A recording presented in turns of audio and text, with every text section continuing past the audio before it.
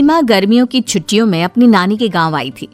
सीमा नानी के घर पहुंचने के बाद अपनी नानी के पैर छूती है और उनसे आशीर्वाद लेती है।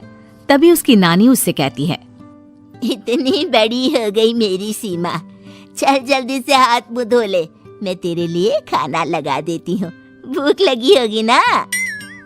हाँ नानी, भूख तो लग रही है मुझे, आपके हाथ के बने हुए पीले दाल और चावल खाने की। कितना टाइम हो गया है मुझे आपके हाथ का बना हुआ दाल चावल खाए हुए। तू तो नौकरी में व्यस्त थी, तो तुझे कहाँ से टाइम मिलेगा अपनी नानी के लिए? और जब इतने टाइम बाद आई है तो ज्यादा टाइम के लिए रुक कर जाएगी तू। हाँ नानी, इस बार पूरे 2 महीने के लिए आई हूँ। सीमा की नानी अंदर जाकर उसके लिए खाना बनाने लगती है। सीमा कमरे में अकेली होती है। तभी उसे किसी औरत के रोने की आवाज सुनाई देती है। वो कभी खिड़की से बाहर झांकती है तो कभी दरवाजे से बाहर झांकती है। उसे समझ में नहीं आ रहा होता है कि आखिर रो कौन रहा है। तभी नानी खाना लेकर आ जाती है। वो अपनी नानी से कहती है, नानी, कोई औरत रो रही है क्या? मैं जब से यहाँ आई हूँ तब से मुझे यहाँ किसी औरत की रोने की आवाज आ रही है। हे भगवान, कहीं ये वही तो नहीं? बोलो ना नानी। अरे कोई नहीं रो रहा, ये तेरे मन का वहम है। और तू ना अब खाना खा ले, ज्यादा यहाँ वहाँ की बातों में ध्यान मत दिया कर। जल्दी से खाना खा और फिर मेरे साथ आ जा मेरे कमरे में, दोनों बैठकर खूब सारी बातें करेंगे। ऐसे ही अगले दिन सीमा अपनी नानी के साथ गांव के बाजार जा रही होती है। उसी रास्ते में फिर से किसी औरत के रोने की आवाज आती है। वो अपनी नानी से कहती है, अरे नानी, क्या सच में तुम्हें अभी भी किसी औरत की रोने की आवाज नहीं सुनाई दे रही? मुझे किसी औरत की बहुत बुरी तरीके से रोने और चीखने की आवाजें आ रही है। मैं बहुत परेशान हूँ नानी, आखिर ये कौन है? मुझे लगता है कि सीमा को शहर भेज देना चाहिए, यहाँ रहना उसके लिए ठीक नहीं। नानी बोलो ना, आप चुप क्यों हो जाती हो? सीमा, तू घर चल, मुझे तुझसे बहुत जरूरी बात करनी है। नानी सीमा को घर ले आती है और सीमा से कहती है, सीमा, कल सुबह तू शहर वापस चली जाएगी। अरे अचानक? आखिर क्या बात है नानी, आप मुझे ऐसे जाने को क्यों कह रही हो? मैं बस जो कह रही हूँ उस पर ध्यान दे। तू कल सुबह यहाँ से चली जाएगी, और ये बात मैं कोई मजाक में नहीं बोल रही। तू कल जाएगी तो मतलब जाएगी। अरे नानी, चली जाऊंगी मैं, ठीक है, पर आखिर बात क्या है ये तो बता दो। मम्मी से कोई बात हुई है या फिर मुझसे कोई गलती हुई है जो तुम मुझे अचानक से जाने के लिए बोल रही हो? देख सीमा, रात बहुत हो चुकी है और मुझे इस बारे में कोई बात नहीं करनी। चल, अब चल के मेरे साथ सो जा। सुबह की बस पकड़कर तुझे शहर भी तो जाना है। सीमा को अपनी नानी का ऐसा व्यवहार देखकर बहुत ही अजीब लगता है। उसे कुछ समझ में नहीं आ रहा होता है कि आखिर उसकी नानी उसे अचानक से गांव छोड़कर जाने के लिए क्यों कह रही है। ये सारी बातें सोचते सोचते सीमा की आंख लग जाती है और वो अपनी नानी के साथ सो जाती है। ऐसे ही आधी रात को सीमा को फिर से किसी औरत की रोने की आवाज सुनाई देती है। वो उस औरत की आवाज सुनकर बार बार करवटें बदल रही होती है और तभी उसे सपने में भी एक अजीब सी औरत की परछाई दिखाई देती है, जो इतना चीख चीख कर रो रही होती है कि सीमा डरकर उठ जाती है। वो पूरे पसीने पसीने हो रही होती है। वो अपने आसपास देखती है तो घर में बिल्कुल शांति का माहौल होता है। सीमा घबरा जाती है। वो अपनी नानी को जगाने की कोशिश करती है मगर उसकी नानी नहीं जगती। सीमा को फिर से उस औरत की रोने की आवाज सुनाई देती है। आखिरकार सीमा अपने आप को रोक नहीं पाती और वो घर का दरवाजा खोलकर बाहर निकलती है।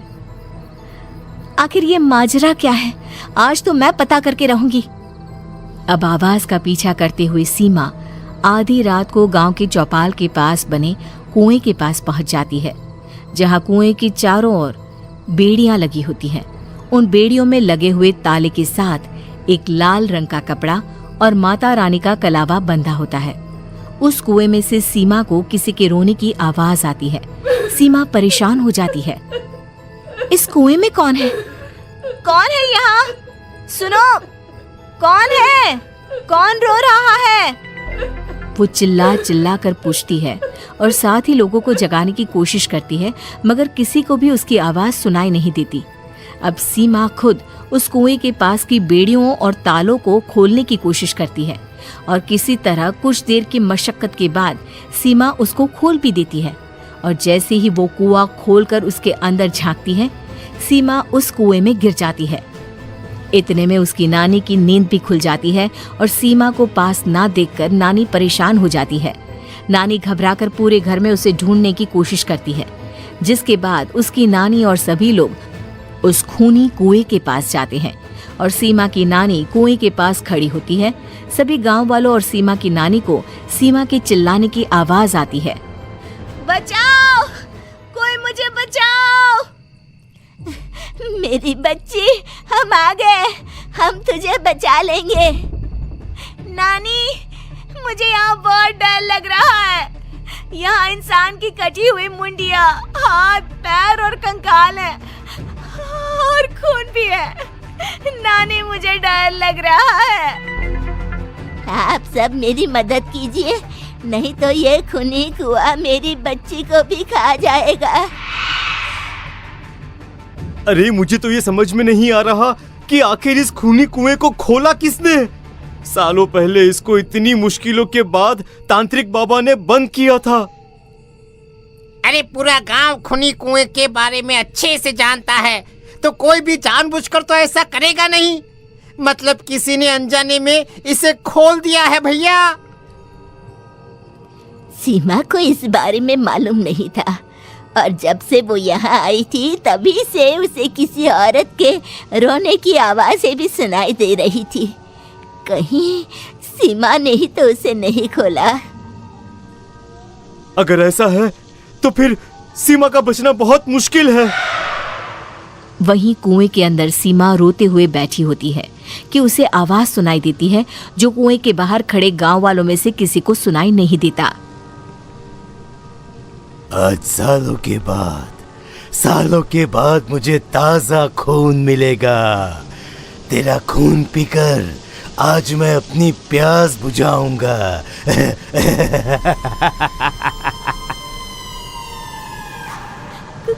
कौन है? कौन है? मत मारो प्लीज, मुझे जाने दो प्लीज। मैंने किसी का क्या बिगाड़ा है? वो तुझे मरने के बाद पता चल ही जाएगा। जितने में गांव वाले और सीमा की नानी कुछ सोच पाते, उतने में उन्हें सीमा के चिल्लाने की आवाज आती है और अगले ही पल सब शांत हो जाता है। क्या हुआ? सीमा, मेरी बेटी। माफ करना बहन, लेकिन अब सीमा वापस नहीं आएगी।